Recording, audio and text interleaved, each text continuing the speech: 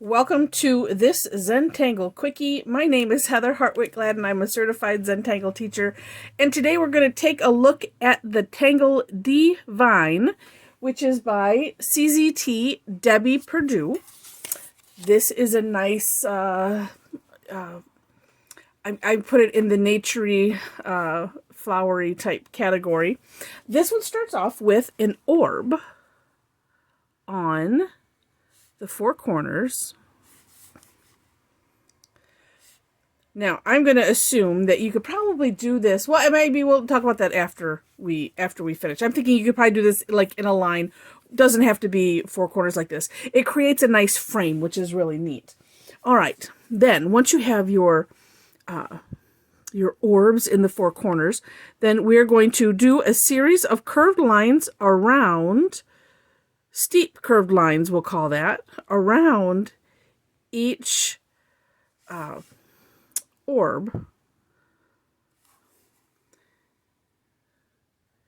And while with Zentangle, we work towards the non-representational, meaning, we're not necessarily setting out to do flowers in the corners here.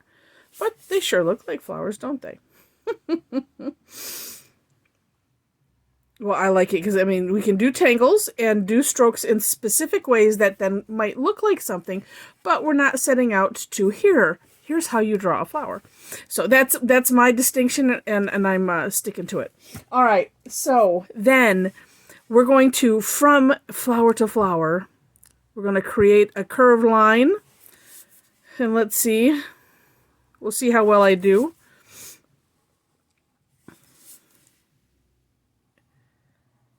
Okay. And I managed to, I actually kind of went through that kind of fast, and I managed to go kind of in between, petals, and that looks nice. All right.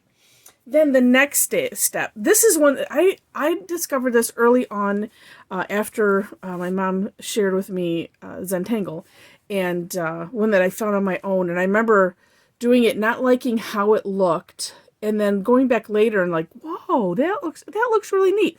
There is something about just not looking at something, because I think when we're working on stuff, we get so, we're micro engrossed in what we do.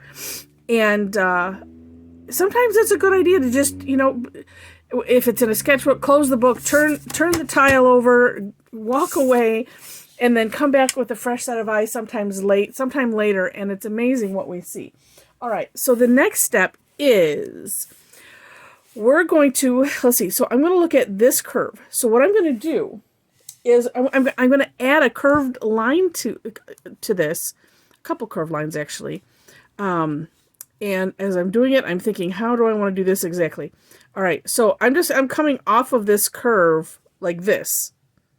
And then I'm going to make another curved line, kind of an S shape, back to the starting point. Okay?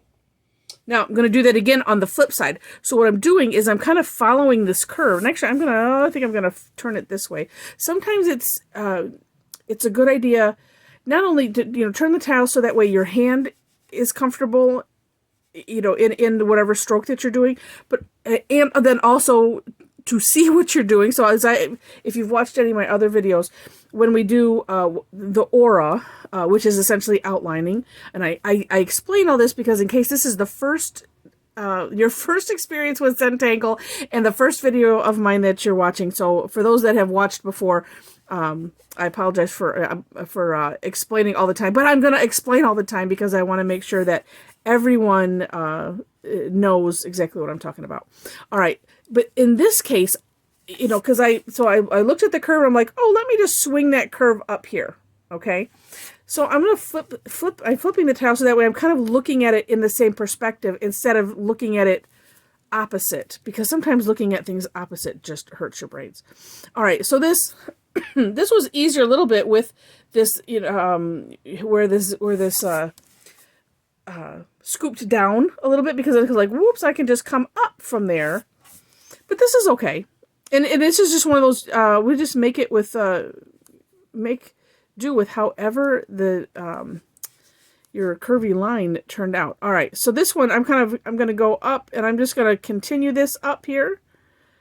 And I'm just making it kind of an odd shape, but it's still, you know, I've swooped up, and they usually are right here at about the same place. So swooping that, continuing the curve up, we'll say. And then, and you can pause if you want, and then come back down. And this, again, it's kind of an S-shape curve line, sort of. Because it's kind of S here, and then sort of another S. Okay, we're going to do this on all four. So then you have more than one opportunity. Now, let's see. Actually, I think this one, I'm going to start this one, this direction. So in taking a look at your curved line, because what we don't, the other thing with Zentangle is we're not pre-planning. So it is just, oh, I'm going to draw a curved line. And then it's, okay, let's see, how do I want to make this happen here? So in looking at the curved line, I'm like, oh, well, this, you know, I want to follow this curve, and I'm going to follow that. I'm going to come up here and then come back. And then the same thing here. And this one, just because of the way it curved, I'm like, oh, well, I'm just going to do it. I'm going to do it opposite of the way I did it before. I'm not even worried about the way I did it before. I'm just doing it this way. And there we go.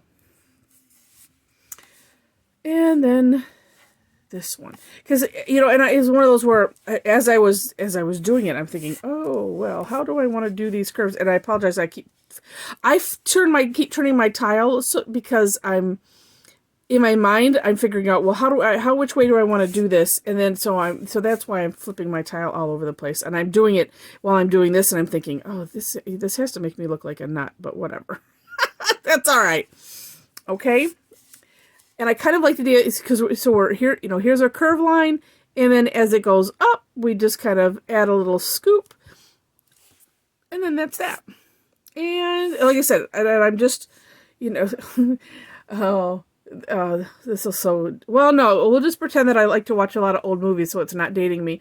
Like back, like in the movies in the let's say maybe late 50s, early 60s, where you'd have the beatniks, and they, you know, the artist types, and they're going around, well, let's see if I can do this so you can see it, you know, with their, you know, framing everything with their hand like that. And that's what I feel like I'm doing as I'm turning my tile. Oh, and if you're sitting at home and you're laughing, thank you. And if you have no idea what I'm talking about, I'm trying to even think of a reference, and, you know, like a movie reference, and I can't even, oh, actually, no, never mind. The only thing that I'm thinking about is, I think there probably was an episode on Beach Blanket Bingo, or one of the beach party movies with Annette Funicello and Frankie Avalon, that had, you know, somebody doing that. All right. Anyway. So still continuing. So looking at that curve going up, and there we go. And then the next, and actually the last step, except for maybe some shading, is my favorite thing in the whole wide world. It is what I call the line dot dot. And so coming from, and this is, I love it because it's so simple, and it finishes off a tangle so beautifully. There's several that use it. And this is one of them that it's just so neat. So let me share this with you. So if there's some of your, you know, these sections, these look like leaves now, right? That you don't care for, the line dot dot can kind of save you.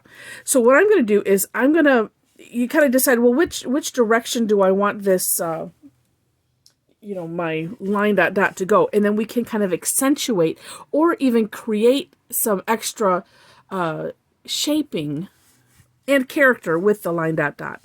So this one, I'm going to just kind of follow the contour a little bit like this, and then add my dot dot. I would say, I mean, you could go like halfway to 3/4. Okay, if you go too long, then you don't have room for the dots. Too short, it's one of those where you can just, you know, I'll leave it up to you how far to do it.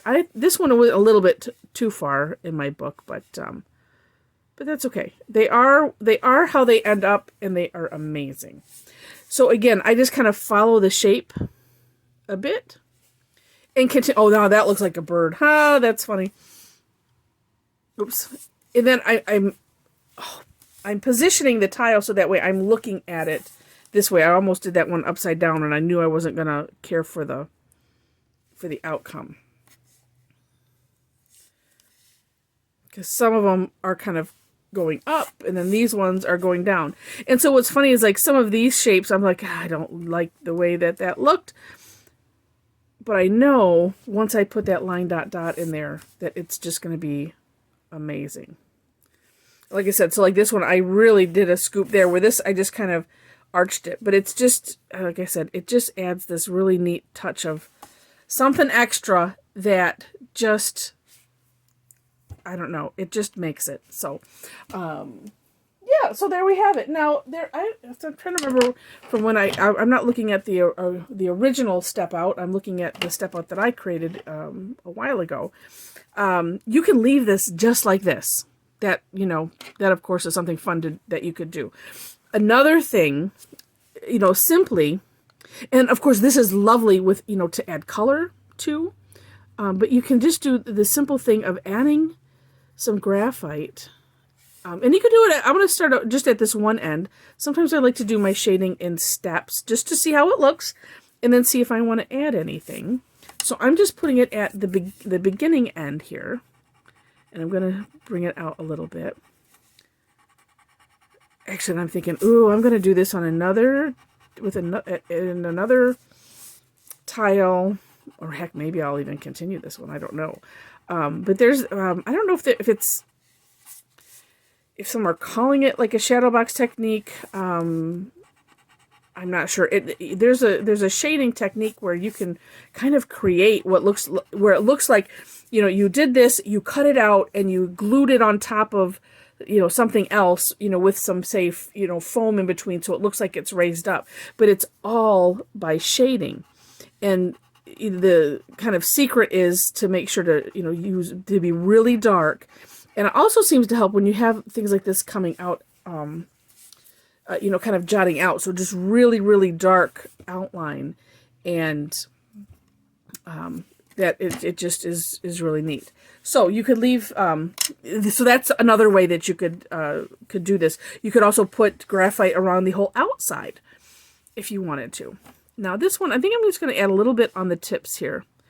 Because what's neat is, as you can see, it's kind of already adding some shape by adding the graphite in the end. So we've essentially sunk that down. And then, and I'm just scooting the graphite just because it's tiny. But I'm just scooting it out a little bit. A lot of times I do little circles. Oh, and I didn't put anything there. Let's see. Well, let me put here. Sometimes you can use what's left on the... Let's see how much is left. Nope, not enough, really. As the tortillon gets packed up with graphite, sometimes you can use it. So that is extra neat. Where, you know, we've now made them curve. Now I'm gonna, just because I'm not gonna color this in with color.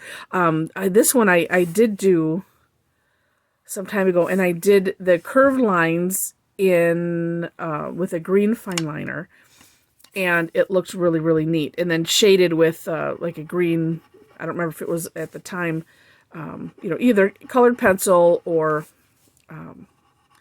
chalk pencil. Oops. And that's kind of neat. So just because I think it's fun to also stay true to kind of the methodology of Zentangle. Just black, white, shades of gray, and then we're done. But I share that you can, of course, you can use color, because that, you know, you can. But if you just want to do something quick and not have to worry about color, because it's extra thought process. You know, don't feel like you always have to.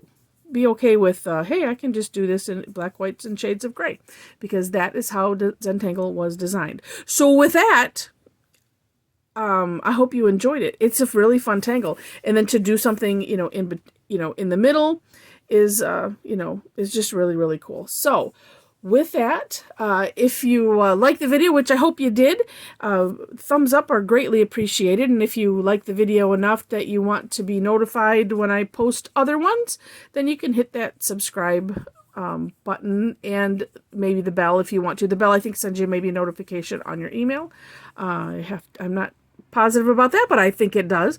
And yeah, and there's also, I'll put the instructions for this so that way you'll have them, as well as information on how to connect if you so desire. We have a nice Facebook group on Facebook where we're just, sharing projects.